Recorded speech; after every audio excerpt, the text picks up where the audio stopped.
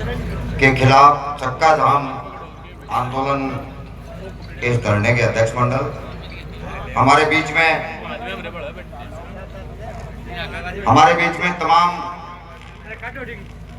राजनीतिक पार्टियां, जन संगठनों के नेतागण पधारे हैं। तमाम नेतागण आज के चक्का जाम कार्यक्रम में उपस्थित मेरी माता बहनों, किसान साथियों, नौजवान दोस्तों और धोत के व्यापारी भाइयों, सबसे पहले तो मैं संघर्ष समिति को धन्यवाद देना चाहूंगा कि जिन्होंने बिना राजनीतिक भेदभाव के तमाम राजनीतिक पार्टियों को एक जाजिम पे बैठा करके ये VCA पावर प्लांट यदि स्थापित हो जाएगा तो न केवल धोत अपने पूरे के पूरे इलाके में निश्चित रूप पे तरह तरह के रोग भी आएंगे, हमारी खेती भी तबाह हो जाएगी और ये VCA पावर प्लांट लग जाएगा, या तो पावर प्लांट रहेगा या फिर हम रहेंगे। जो जंगलों में लगने वाली चीज है, पता नहीं क्यों VCA पावर प्लांट का NGT ने, अबे मुझे अफसोस के साथ कहना पड़ रहा है कि ये आंदोलन चल रहा था, आंदोलन में भारतीय किसान यूनियन के नेता किसानों के सवाल को लेकर के राजा राम जी मील भी यहां गए। नागौर के पार्लियामेंट के मेंबर, नागौर के सांसद हनुमान बेनीवाल भी यहां आ गए। यहां के ग्राम पंचायतों के सरपंच, जनप्रतिनिधि वो भी यहां गए। क्या कारण है? जिस NGT से परमिशन मिली, हमारे सीकर जिले का पार्लियामेंट का मेंबर स्वामी सुबेदानंद जी आज तक VCA पावर प्लांट के खिलाफ एक लफ्ज तक नहीं बोल पाया। क्या कारण है? कौन बोलेगा? NGT ने परमिशन दे दी, संघर्ष समिति के तमाम लोगों ने कह दिया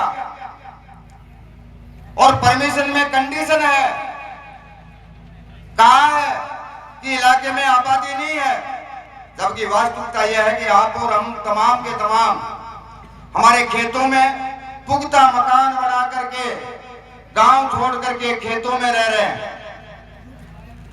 निरस्त होनी चाहिए थी, लेकिन पता नहीं क्यों VCA पावर प्लांट वाले आऊजा के चरणों में नतमस्तक है।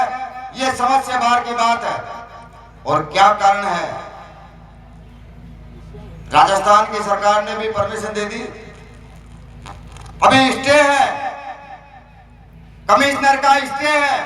स्टे के बाद ये सीकर का प्रशासन आऊजा के टुकड़ों पे बिक करके VCA पावर प्लांट वालों की नौकरी करने का काम जो कर रहा है, मैं समझता हूं इससे बुरी कोई बात हो नहीं सकती। क्या ये चल जाएगा? किसान साथियों, नौजवान दोस्तों, ये आंदोलन है। अबे मोरडूंगा के सरपंच साहब कह रहे थे, वाकई में सही है, हर आंदोलन के लिए अनुशासन आवश्यक है। 13 महीने लगातार 3 कृषि कानून के खिलाफ हमारे देश की सरकार ने 3 कृषि कानून लेकर, यही था उन कृषि कानूनों में प्रावधान यही था कि कोई भी बड़ी कंपनी जिधर अंगुली कर देगी उस किसान के खेत को खाली करवाया जाएगा और वो कलेक्टर 1 लीटर लिट गया। यही कारण था कि पूरे हिंदुस्तान के किसान एक साथ देश की राजधानी को बैठ करके घेरा। हमारे भारत सरकार को मानने वाले लोगों ने तरह तरह से किसान को अपमानित करने का काम किया। कभी आतंकवादी बताया, कभी उग्रवादी बताया, कभी टुकड़खोर बताया, लेकिन धन्य है कोई किसान आंदोलन में बॉर्डर पे नहीं जा पाया या टोल बंद नहीं कर पाया, बीमार था, घाट पे था, लेकिन तमाम किसानों की एक ही भावना थी। जिस तरह से आपके यहाँ एक ही भावना है कि संघर्ष समिति जो भी निर्णय करेगी उसके लिए हर तरह की कुर्बानी दे करके भी संघर्ष समिति के निर्णय को लागू करने का काम करेंगे, यही किसान में भावना थी। कि किसान बॉर्डर पे गया है। यदि आज भारत का किसान हार जाएगा तो दुनिया में कभी किसान खड़ा नहीं हो पाएगा। और यही कारण था कि किसानों की जो भावना थी, एकता थी, उसी एकता के आगे भारत सरकार को भी घुटने टेकने पड़े थे। अभी ये लगातार 4-5 महीने से लगातार जो आंदोलन चल रहा है, प्रशासन कंपनी के टुकड़ों पे, और मौका भी कैसा देखा है, मौका देखा है। एक तरफ खेती का काम, इस फसल को केवटना आगे वाली फसल की किसान तैयारी करे, और ऊपर से राजस्थान की विधानसभा का चुनाव जो 1 महीने से भी कम समय है, ये सोचा कि शायद जनता को फुर्सत, खेत में फुर्सत नहीं है, बाकी फिर चुनाव में लगे हुए हैं। इस मौके पे कंपनी वाले ने प्रशासन के अधिकारियों को जिस तरह से खरीद करके जिस तरह से नौकर रखने का काम किया, आप बताओ, आप और हमने पावर प्लांट के खिलाफ जो मुकदमा दर्ज करवाया, एक भी मुकदमे में यहाँ का थानेदार, यहाँ का डीवाईएसपी ने एक भी कार्रवाई नहीं की। और कंपनी ने जो मुकदमे दर्ज कराए, फर्जी मुकदमे, झूठे मुकदमे, उनमें संघर्ष समिति के नेताओं को मेरे तो एक चीज समझ में नहीं आई, क्या कारण है थानेदार जी, क्या कारण है? ये किशन पारिक भी तो अकेला ही घूमता है, लेकिन संघर्ष समिति के 2 नेताओं को उठा करके आपने छुट्टियों का मौका देख करके जेल में बंद करने का, जो भय पैदा करने का, आतंक पैदा करने का काम किया है। निश्चित तौर पे इस आतंक का संघर्ष समिति ने तो मुंह तोड़ जवाब आपके थाने को घेर करके सारे के सारे गायब हो गए।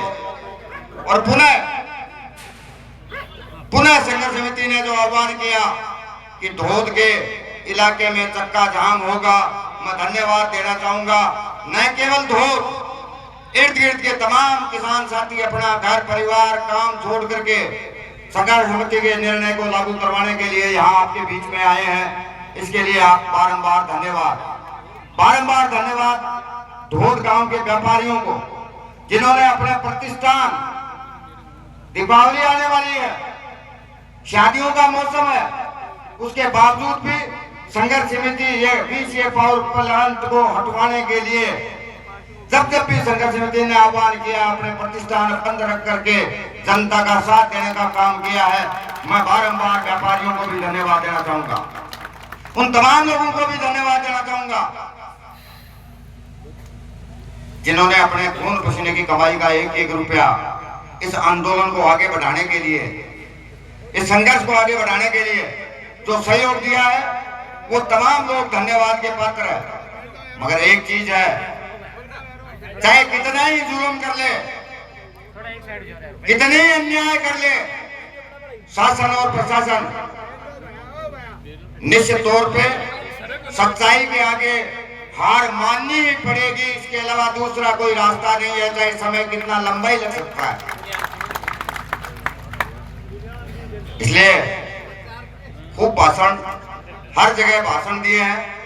मैं, क्योंकि ये सही है, चुनाव में मैं भी उम्मीदवार हूं, कम्युनिस्ट पार्टी मार्क्सवादी का उम्मीदवार हूं। संघर्ष में कंधे से कंधा मिलाकर के आपके बीच में रहा। आज भी मैं सुबह से लेकर शाम तक आपके बीच में बैठता, लेकिन मैं आपसे माफी चाहते हुए कि मुझे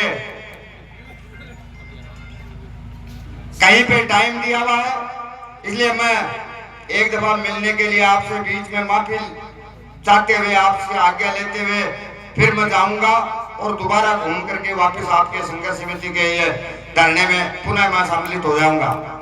मैं एक तो लंबी चौड़ी न कहते हुए एक ही बात है, निश्चित तौर पे चुनाव है, चुनाव तो आपको लड़ना है, मगर ये संघर्ष लड़ेंगे, विषय पावर प्लांट को दफा करने का काम करेंगे। उसके लिए चाहे कितनी कुर्बानियां, चाहे कितने मुकदमे, चाहे कितनी जेल भुगतनी पड़े, निश्चित तौर पे भुगतेंगे और विषय पावर प्लांट को दफा करने का काम करेंगे। और एक चीज और है, मैं ज्यादा लंबी थोड़ी तो बन के पाऊं, लेकिन एक बात जरूर है, बार गुरु जी कह रहा यहाँ मैं निश्चित तौर पे उन नेताओं को कहना चाहूंगा, अभी आएंगे, वोटों के लिए भी आएंगे। भाई माखी तो सरकार को नहीं, कामरेडा की तो सरकार को नहीं, मैं तो एकता बना के लड़ाई लड़वा को काम करें हर भी गमान है। जब भी एकता बना करके आपकी ताकत से, चाहे सरकार किसी भी पार्टी की रही है, सरकार पे नकेल डालने का काम किया है और सरकारों को घुटनों के बल ला करके जनता को राह दिलाने का काम किया है।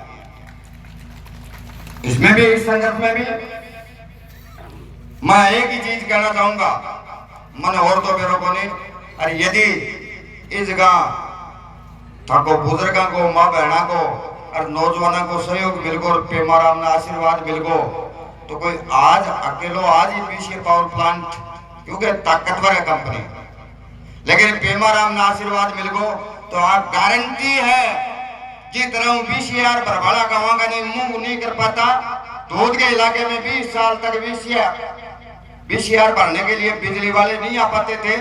ठीक उसी प्रकार यदि आपका आशीर्वाद मिल गया तो गारंटी है इस पावर प्लांट का ढगला उछाल देगा, यहाँ से लेके विधानसभा तक कोई माई का लाल रोक नहीं पाएगा। यही बात कहते हुए मैं आपसे आज्ञा लूंगा कि चुनाव में भी कहीं पे दरखास्त देने के लिए मुझे जाना पड़ेगा, मैं घूम करके वापस आपके बीच में आ जाऊंगा। यही बात कहते हुए मैं पुनः संघर्ष समिति की एकता को धन्यवाद देना चाहूंगा। हमारे उन नेताओं को जिन्होंने कुर्बानी है, छुट्टी के दिन में जमानत नहीं हो सकती, जेल में बिताना पड़ा है, वो घर के लिए नहीं, वो चोरी करके नहीं गए हैं, वो कोई डाका डाल के नहीं गए हैं, वो बीसीए पावर प्लांट यहाँ जो स्थापित होने वाला बीसीए पावर प्लांट है, हमारा सत्यानाश करने वाला पावर प्लांट है, उस पावर प्लांट को हटाने के लिए ये बहुत बड़ी कुर्बानी है। वो नेता आज हमारे हीरो के रूप में है, मैं समझता हूं कि वो आएंगे तो हीरो के रूप में उनका स्वागत भी करेंगे और आप और हम मिलकर के इस बीसीए पावर प्लांट के आंदोलन को भी, चुनाव भी लड़ेंगे, बीसीए पावर प्लांट के आंदोलन को भी लड़ने का काम करेंगे। यही बात कहते हुए बहुत बहुत धन्यवाद। धन्यवाद विधायक जी। मिला जुली तो करे हो, लेकिन शाम का खानू अठे में कड़ा